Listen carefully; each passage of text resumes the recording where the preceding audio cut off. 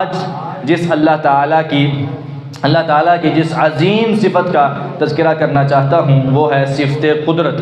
اللہ تعالیٰ قادر ہیں، قدیر ہیں، اللہ تعالیٰ ہر چیز پر پوری طرح قدرت رکھنے والے۔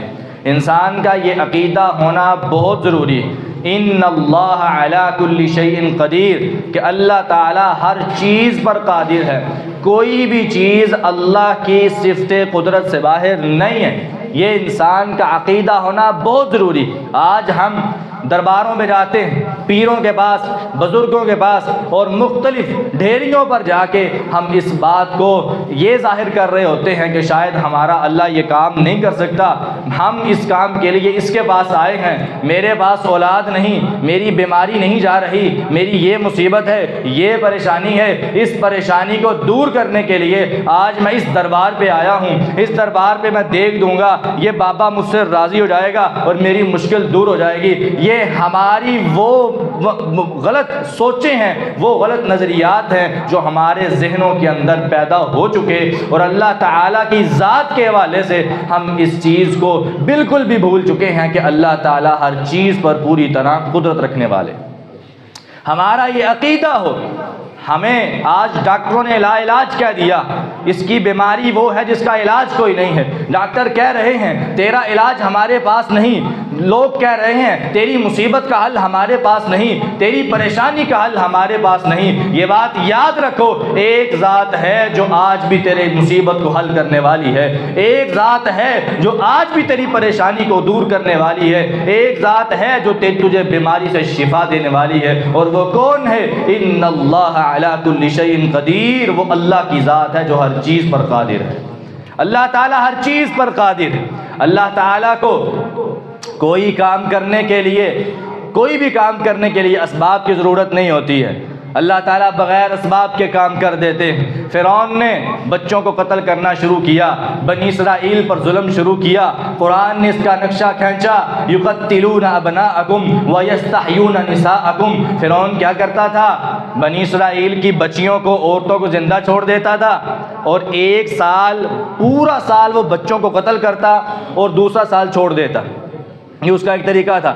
جس سال وہ بچوں کو چھوڑتا تھا اس سال موسیٰ علیہ السلام کے بھائی ہارون علیہ السلام پیدا ہوئے، جس وجہ سے وہ بچ گئے، اور جس سال وہ بچوں کو قتل کرتا تھا اس سال موسیٰ علیہ السلام پیدا ہوئے۔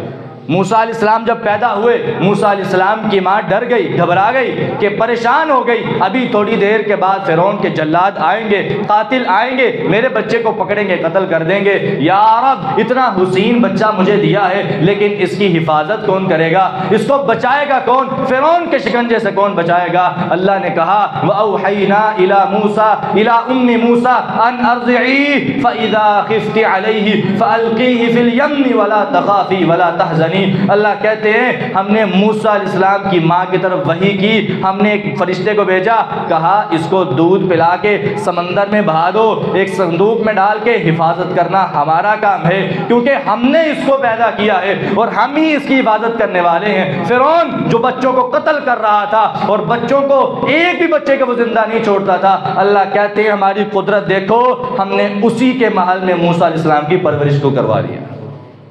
موسیٰ علیہ السلام کی پرورش فرعون کے محل میں ہو رہی ہے۔ فرعون جس بات سے ڈرتا تھا وہی اللہ تعالیٰ نے اسی بچے کو فرعون کے محل میں جا کے اس کی پرورش کروائی۔ اللہ تعالیٰ ہر چیز پر قادر ہے، پوری طرح قدرت رکھنے والا ہے۔ میرے اللہ کو کسی اس بات کی ضرورت نہیں ہے۔ یوسف علیہ السلام خواب دیکھتے ہیں، خواب دیکھا، صبح اپنے باپ یعقوب علیہ السلام کو بتایا، ابا جان میں نے خواب دیکھا ہے، انی رأیت 11 کوکبا والشمس والقمر رأیتہم لی ساجدین۔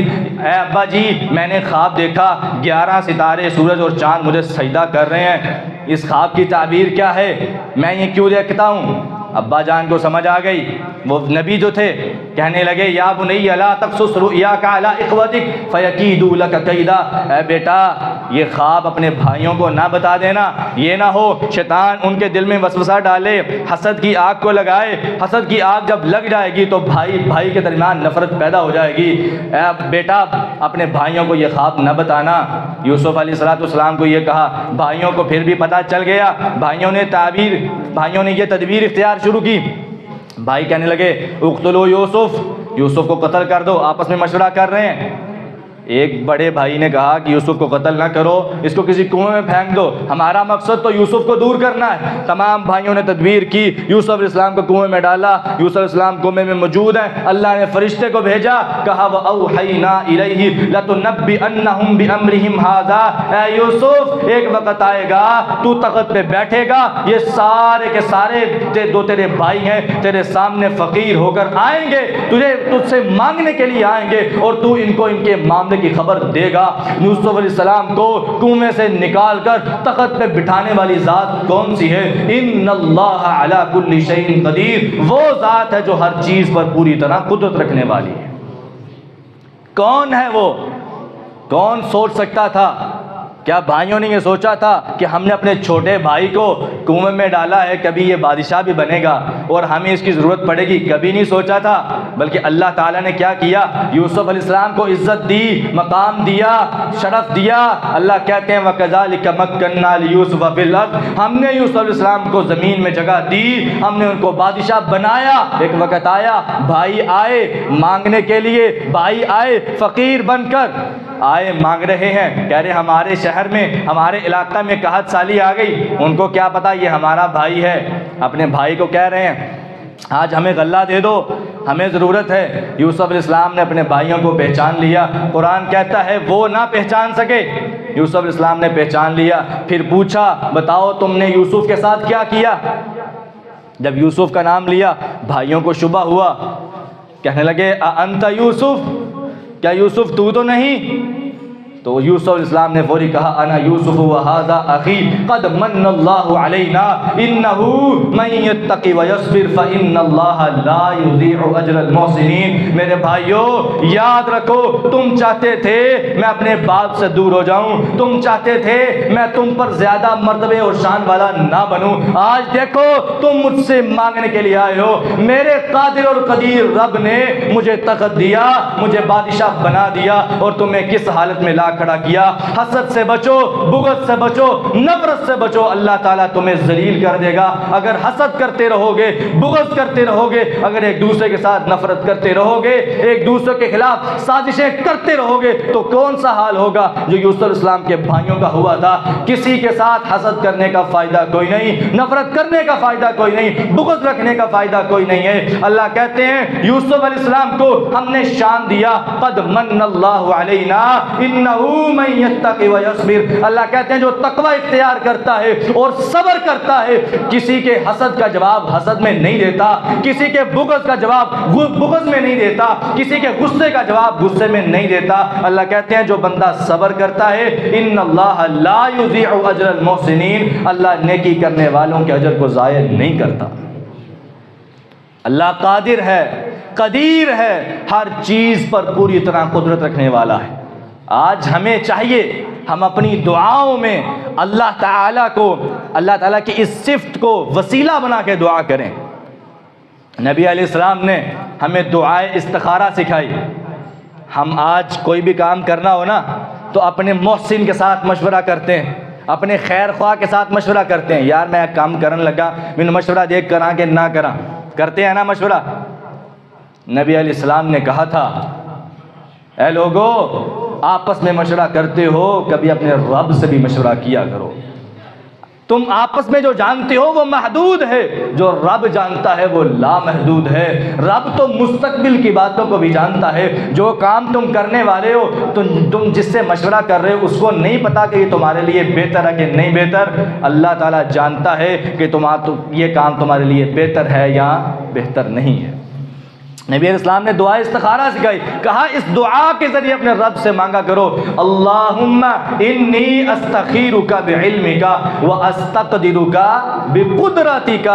نبی علیہ السلام نے کہا دعا کیا کرو اے اللہ میں تجھ سے خیر طلب کرتا ہوں تیرے صفت علم کی وجہ سے، اللہ تیرے علم کی وجہ سے، کیونکہ تو جانتا ہے، میں تجھ سے خیر مانگتا ہوں، جو میں کام کر رہا ہوں یہ میرے لیے بہتر ہے یا نہیں ہے۔ دعا استخارہ کیا ہے؟ کبھی انشاءاللہ موقع ملا اس پر بھی مستقل جمعہ پڑھائیں گے انشاءاللہ۔ دعائے استخارہ کا مفہوم کیا ہے؟ جس طرح ہم ایک دوسرے سے مشورہ کرتے ہیں اپنے اللہ سے مشورہ کیا کریں۔ کوئی بھی بڑا کام ہو سب سے پہلے استخارہ کریں. اور جو ہمارے ہاں جو ٹرینڈ چل چکا ہے، لو جی آج مولوی صاحب سے استخارہ کروا لو، آج فلاں بزرگ سے استخارہ کروا لو، فلانے پیر صاحب سے استخارہ کروا لو. شریعت نے جو استخارہ سکھایا ہے وہ انسان خود کرے گا، کسی سے نہیں کروائے گا. شریعت نے جو دعا استخارہ سکھائی ہے اس دعا سے پتہ چلتا ہے کہ انسان اپنے کام کا استخارہ خود کرے گا.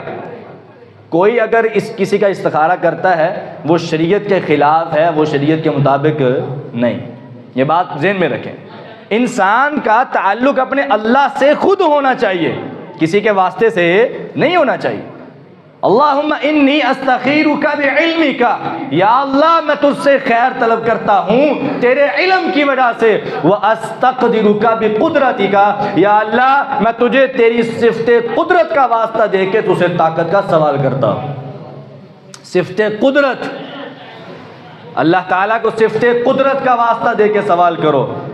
بیدک الخیر انک علی کل شیء قدیر. کبھی رات کو اٹھ کے تہجد کے ٹائم اپنے رب سے کہا کرو یا رب بیدک الخیر، تیرے ہی ہاتھ میں خیر ہے، خیر تیری طرف سے ہے کیونکہ تو ہر چیز پر قادر ہے. اپنی دعاؤں میں یہ جملے بولا کرو، صفت قدرت کے ساتھ وسیلہ دے کے اپنے رب سے دعا کرو. دیکھنا تمہاری پریشانی کیسے دور ہوتی ہے، دیکھنا تمہاری مصیبت کیسے دور ہوتی ہے. وہ رب تمہاری ایک سیکنڈ سے بھی پہلے مشکل کو دور کرنے والا ہے. کیوں؟ کیونکہ وہ ہر چیز پر قادر ہے. انک علی کل شیء قدیر، بے شک اللہ ہر چیز پر قادر ہے.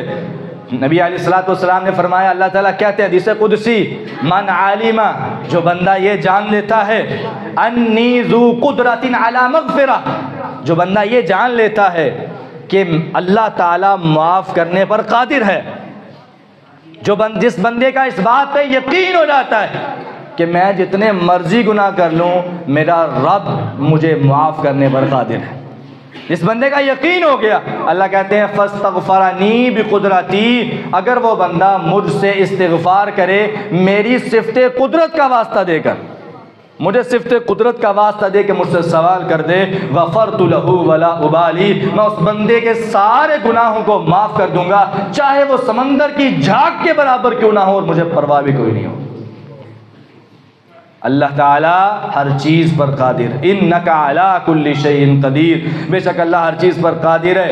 نبی علیہ السلام نے فرمایا تھا تمہارے جسم میں جہاں بھی درد ہو رہی ہو اس درد پہ ہاتھ رکھو اور 3 مرتبہ پڑھو بسم اللہ بسم اللہ بسم اللہ. 3 مرتبہ بسم اللہ پڑھ کے اس کے بعد کہو اعوذ بعزت اللہ وقدرتہ من شر ما اجد واحاذر. اے اللہ تیری صفت قدرت کے ساتھ اے اللہ میں تیری پناہ میں آتا ہوں اس تکلیف سے جو مجھے ہو رہی ہے.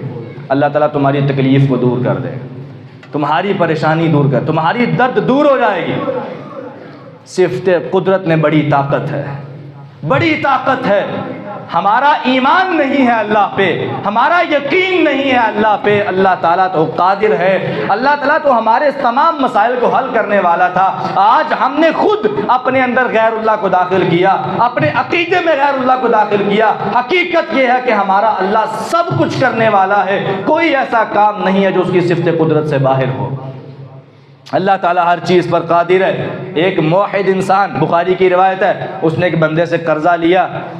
قرضہ دینے والا کہتا ہے کوئی گواہ پیش کرو کہ تم واپس بھی کرو گے کہ نہیں، کوئی گواہ ہے؟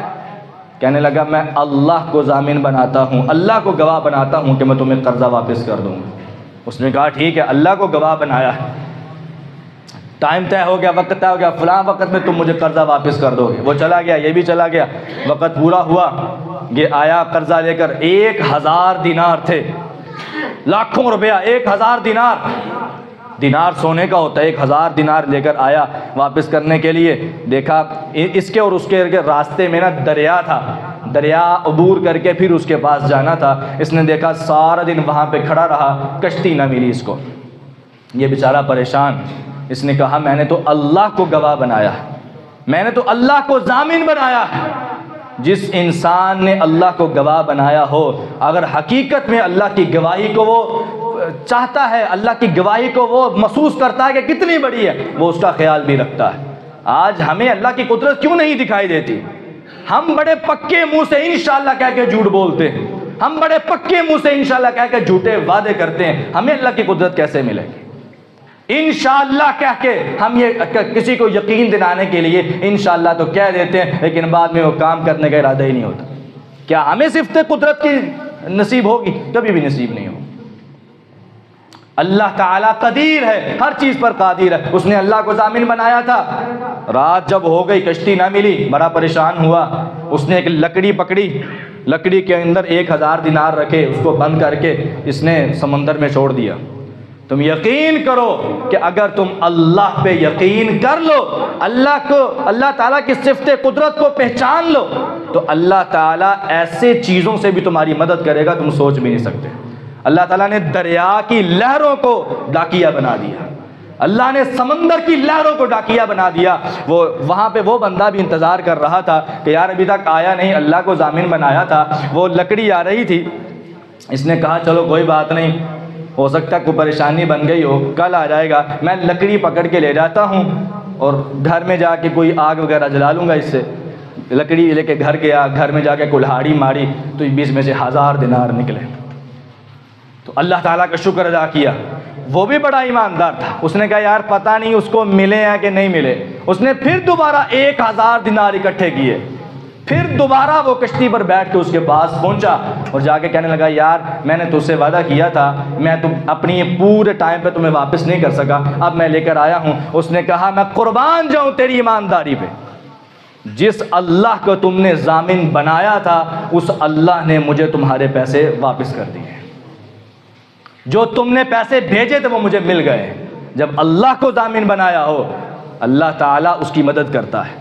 تو یہ کام کس نے کیا؟ جو علی کل شیء قدیر تھا، ہر چیز پر پوری طرح قادر تھا۔ جب اللہ کو ضامن بنائیں تو اللہ تعالیٰ تمہاری ہر پریشانی دور کرتا ہے، تمہاری ہر مصیبت کو دور کرتا ہے۔ شرط یہ ہے اللہ پہ یقین کرو، اعتماد پختہ کرو اور اس صفت کے ساتھ دعا کیا کرو، یا رب تو قادر ہے، یا رب تو قدیر ہے، تو ہر چیز پر پوری طرح قدرت رکھنے والا ہے، میرا یہ کام کر دو، یا اللہ میں بڑا پریشان ہوں میری پریشانی دور کر دے، یا رب میں مصیبت میں ہوں میری مصیبت دور کر دے۔ دیکھنا کیسے پل کے اندر تمہاری مصیبت دور ہوتی ہے۔ حقیقت یہ ہے، بلکہ شرط کیا ہے کہ تم اللہ پر یقین رکھو، اعتماد رکھو کہ وہ ہر چیز پر پوری طرح قدرت رکھنے والا ہے۔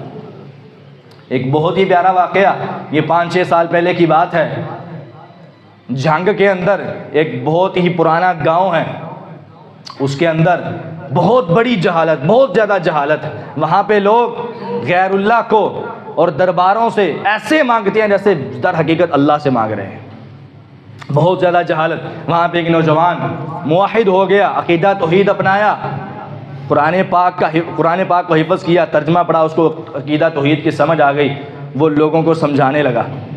اس کے پاس بچے پڑھنے آتے تھے ناظرے کے لیے، ان بچوں کو سمجھانے لگا کہ اللہ سے مانگنا چاہیے، اللہ کے علاوہ کسی سے نہیں مانگنا چاہیے۔ یہ بہت پیاری مثال دے رہا ہوں آپ کے سامنے، اللہ ہر چیز پر قادر ہے۔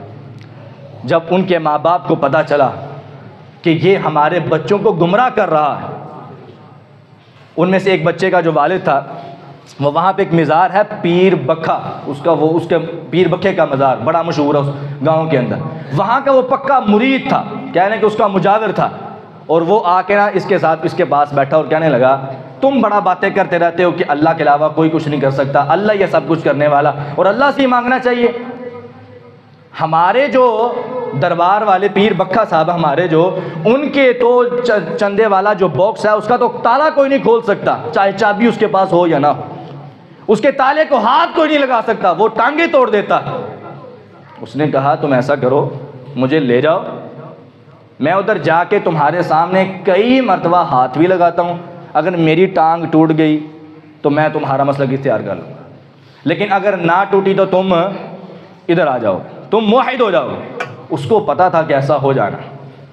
وہ اگلے دن ٹائم طے ہوا، وہ نہیں آیا۔ اس سے اگلے دن کہنے لگا میں اپنے پیر اور بزرگ کے کپڑے لے کر آیا ہوں، ان کپڑوں کو ہمارا عقیدہ ہے کہ ان کپڑوں کو کوئی آگ بھی نہیں لگا سکتا، اگر تم آگ لگا کے دکھا دو تو ہم تمہارے رب کو مان لیں گے۔ اس نے اسی بات کی، اس نے کہا یہ کون سی بات ہے؟ اس نے کہا ٹائم طے ہو گیا، چوک کے اندر آگے سارے، ادھر کے بھی آگے ادھر کے بھی آگے، سارے بیٹھ گئے۔ اس نے نا ماچس پکڑی آگ لگانے کے لیے، کہنے لگا یہ تو طے نہیں ہوا تھا، ماچس سے یا لیٹر سے آگ نہیں لگانی، ہم اپنے مشکل کشا کو لے کر آئے ہیں اور تم اپنے مشکل کشا کو کیا آگ لگائے، ماچس اور لیٹر سے نہیں لگانی، تمہارا کیا مقابلہ ہمارے مشکل کشا کے ساتھ، ہم نہیں تجھے مانتے، ہمارے مقابلے میں اور ہمارے مشکل کشا کے مقابلے میں تمہارا مشکل کشا ہے۔ جب یہ بات ہوئی اس نے کہا میرا تمہارا یہ طے تو نہیں ہوا تھا، آگ لگانے کی بات ہوئی تھی، میں لگا دیتا ہوں۔ کہتا نہیں، اگر منظور ہے ٹھیک ہے، نہیں تو پھر معاہدہ ختم۔ کہتا ٹھیک ہے یہ بھی کر لیں۔ اس نے وضو کیا اور وہ اپنے دربار کے سامنے جا کے بیٹھ گیا اور پتہ نہیں کون کون سے بزرگوں کو اس نے پکارا، اپنے پیروں کو پکارا، اپنے مشکل کشاؤں کو پکارا، سجدے کیے، اور اس نے موحد انسان نے، ایک نوجوان نے وضو کیا، 2 رکعت نفل نماز پڑھی اور قرآن کی آیت پڑھی دعا میں، یا رب قل اللہم مالک الملک تؤتی الملک من تشاء وتنزع الملک ممن تشاء وتعز من تشاء وتذل من تشاء۔ یا رب تو بادشاہوں کو بادشاہت بنانے میں قادر ہے، یا اللہ تو جس کو چاہتا ہے عزت دیتا ہے، جس کو چاہتا ہے ذلیل کرتا ہے، یا رب یہ میرا معاملہ نہیں ہے، یا اللہ یہ تیری توحید کا معاملہ ہے، اس میرے معاملے کو حل کر دے، میں پریشان ہوں، مشرک تیری توحید پر حملہ کر رہے ہیں، غیر اللہ تیری توحید پر حملہ کر رہے ہیں، یا اللہ میری مدد فرما۔ اللہ تعالیٰ کی صفت قدرت کے ساتھ اس نے دعا کی، ابھی تھوڑی ہی دیر دعا کرتے ہوئی تھی کہ چادر میں سے دھواں نکلنا شروع ہوا۔ مشرک کہنے لگے کہ دھواں نہیں، آگ لگانے کی بات ہوئی ہے۔ ابھی 2-3 سیکنڈ کے بعد فوراً وہ چادر ساری کی ساری جل کر راکھ ہو گئی، آگ آسمان سے آئی، چادر جلی اور راکھ ہو گئی۔ وہاں پہ جتنے لوگ تھے ان میں سے کچھ نے فوری کہنا شروع کر دیا تمہارے پیر نے کیا کیا، تمہارے بزرگ نے کیا کیا، اس کا مشکل کشا دیکھو، اس نے تمہاری سارے کے سارے معاہدوں کو ایسے پاس کر دیا جیسے کبھی کیا ہی نہیں تھا، تمہاری چادر جل گئی، تمہارے کپڑے جل گئے۔ اللہ تعالیٰ کی وحدانیت کا اعلان ہوا کہ اللہ ہر چیز پر پوری طرح قدرت رکھنے والا ہے، اللہ تعالیٰ قادر ہے۔ اس بندے کا یقین اور اعتماد کتنا تھا، ہمارا اعتماد ختم ہو چکا، ہمارا یقین ختم ہو چکا۔ اللہ تعالیٰ ہر چیز پر قادر ہے، کوئی ایسی چیز نہیں جو اللہ کی صفت قدرت سے باہر ہو۔ یہ انسان کا اگر یقین ہو جائے، اعتماد ہو جائے، اللہ کی قسم کھا کر کہتا ہوں کوئی بھی انسان پریشان نہ ہو، کوئی بھی انسان غمگین نہ ہو اگر اللہ کی صفت قدرت پر مکمل اعتماد ہو جائے۔ اللہ تعالیٰ قادر ہے۔ سیدہ عائشہ صدیقہ رضی اللہ عنہا فرماتی ہیں ایک کالی رنگ کی عورت مسجد نبوی میں رہا کرتی تھی، اور اکثر جب میرے پاس آتی نا تو میں اس کے منہ سے ایک شعر سنا کرتی تھی، وَيَوْمَ الْوِشَاحِ مِنْ أَعَاجِيبِ رَبِّنَا وَيَوْمَ الْوِشَاحِ مِنْ أَعَاجِيبِ رَبِّنَا أَلَا أَنَّهُ مِنْ بَلْدَةِ الْكُفْرِ أَنْجَانِي۔ یہ شعر بار بار پڑھا کرتی تھی۔ سیدہ عائشہ کہتی ہیں میں نے اسے پوچھا یہ تم شعر کیوں پڑھتی ہو؟ اس نے کہا اس کے پیچھے بہت بڑا واقعہ ہے، میں ایک مشرک علاقے میں، کافروں کے علاقے میں غلام تھی، وہ مجھ سے کام لیا کرتے، بعد میں انہوں نے مجھے آزاد کر دیا، لیکن میں پھر بھی ان کے پاس رہتی تھی، ان کے کام کاج کر دیا کرتی تھی، ان کے گھروں میں رہا کرتی تھی۔ ایک مرتبہ ایسا ہوا ان کی کوئی نوجوان لڑکی نہانے کے لیے غسل خانے میں گئی، اس نے اپنا ہار ایک دیوار پہ رکھا تو اوپر سے چیل آئی، اس نے اس کا ہار اٹھایا اور لے گئی۔ انہوں نے مجھ پر شک کرنا شروع کر دیا کہ لگتا ہے اس نے ہار اٹھا لیا۔ انہوں نے مجھ سے تفتیش بھی کی اور کافی دیر وہ پوچھتے رہے، پھر انہوں نے مجھ سے سختی کی، انہوں نے مجھے مارا، پھر انہوں نے مجھے دھمکی دی کہ ہم تجھے برہنہ کر کے تمہاری تلاشی لیں گے ورنہ ہار ہمیں دے دو۔ کہتی میں بڑی پریشان، اس وقت میں کیا کروں؟ میں نے ہار نہیں چرایا، مجھے چوک میں لے جایا گیا۔ سیدہ عائشہ کو بیان کر کے کہتی ہے مجھے چوک میں لے جایا گیا، وہاں کے سارے لوگ وہاں پہ موجود، کہتی انہوں نے مجھے برہنہ کر کے میری تلاشی لی، مجھ سے پھر بھی ہار نہ نکلا، پھر وہ مجھے مارنے لگے اور دھمکی دی اگر تم ہار نہ دو گی ہم تجھے قتل کر دیں گے۔ فوری اس نے دعا کی، یا رب تجھے پتا ہے میں چور نہیں ہوں، یا اللہ تجھے پتا ہے میں نے ہار نہیں چرایا، میری مدد فرما۔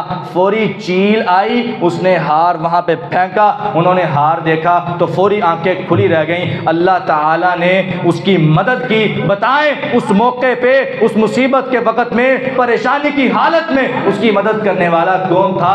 علی کل شیء قدیر تھا، جو ہر چیز پر قادر ہے، ورنہ اگر وہ نہ آتی چیل، اللہ تعالیٰ کی مدد سے چیل آئی، ہار پھینک دیا، اگر نہ آتی تو وہ اس کو قتل کر دیتے۔ اس کی مدد کرنے والا کون؟ علی کل شیء قدیر تھا، جو ہر چیز پر پوری طرح قادر تھا۔ اللہ ہر چیز پر قادر ہے۔ حضرت صلہ چند صدیاں پہلے کی بات ہے، راستے میں جا رہے ہیں، ان کو بھوک بہت زیادہ لگی۔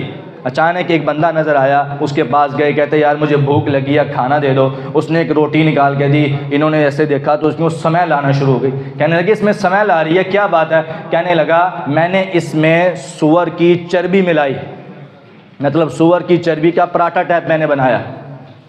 تو حضرت صلہ نے وہاں چھوڑ دیا، کہا نہیں، سور اللہ نے حرام کیا ہے۔ آج ہماری دعائیں کیوں نہیں قبول ہوتی؟ ہماری مصیبتیں حل کیوں نہیں ہوتی؟ سود کھانے والے، رشوت کھانے والے، حرام کھانے والے، دعائیں کیسے قبول ہوں گی؟ نبی علیہ السلام نے فرمایا تھا مسافر کی دعا کبھی رد نہیں ہوتی، لیکن اگر ایسا مسافر ہو جو خود بھی پراگندہ حالت میں ہو، لمبا سفر کر رہا ہو، سفر میں جا کے اپنے رب سے گڑ گڑا کر دعا کرے، یا رب مجھے یہ بھی دے دے، یا رب تم مجھے یہ بھی دے دے، اللہ تعالیٰ، نبی علیہ السلام کہتے ہیں اللہ اس کی دعا کیسے قبول کرے گا؟ اس کا کھانا بھی حرام کا، اس کا پینا بھی حرام کا، اس کا پہننا بھی حرام کا، چلنا پھرنا حرام کا ہے۔ جو بندہ حرام کھاتا ہو اس کی کوئی بھی دعا قبول نہیں۔ ہمیں صفت قدرت کیسے ملے؟ ہم تو حرام کھانے والے۔ اللہ تعالیٰ ہمیں حرام کے لقمے سے بچائے، اونچی کہیں آمین۔ اللہ ہمیں حرام کے لقمے سے بچائے، ہمیں صفت قدرت کے ساتھ اپنے لیے مانگنے کی توفیق عطا فرمائے۔ حضرت صلہ نے وہاں پہ چھوڑ دیا، تھوڑا سا آگے گئے، ایک اور بندہ ملا، اس سے بھی کھانا مانگا۔ وہ کہنے لگا کہ یار یہ بات ہے، اگر میرے پاس کھانا تم لے لو گے، میرا سفر بڑا لمبا ہے، میرے پاس کھانا محدود ہے، اگر لے لو گے تو میں خود بھوکا مر جاؤں گا۔ انہوں نے کہا تم بھی چھوڑ، اس سے بھی نہیں لیا۔ غریبوں کی، مسکینوں کی مدد کی، خود نہیں کہا کہ نہیں مجھے دے دو۔ آگے تھوڑا سا گئے، تھوڑا سا ہی آگے گئے تھے، دیکھا ایک سفید کپڑا اوپر سے نیچے گرا ہے، اس کو پکڑا، دیکھا اس کے اندر بے موسم پھل ہے۔ اللہ تعالیٰ نے ان کو بے موسم پھل عطا کر دیے۔ کون تھا؟ کس نے عطا کیا؟ علی کل شیء قدیر تھا، جو ہر چیز پر پوری طرح قادر تھا۔ اللہ پر توکل اور بھروسہ کر کے دیکھو، اللہ پر یقین اور اعتماد کر کے دیکھو، اللہ تمہیں وہاں سے رزق دے گا جہاں سے تمہارا وہم و گمان بھی نہیں ہو سکتا۔ اللہ تعالیٰ ہمیں اپنی پہچان اور اپنی معرفت عطا فرمائے، اور صرف خود اپنے سے ہی مانگنے کی توفیق عطا فرمائے۔ وآخر دعوانا ان الحمد للہ رب العالمین۔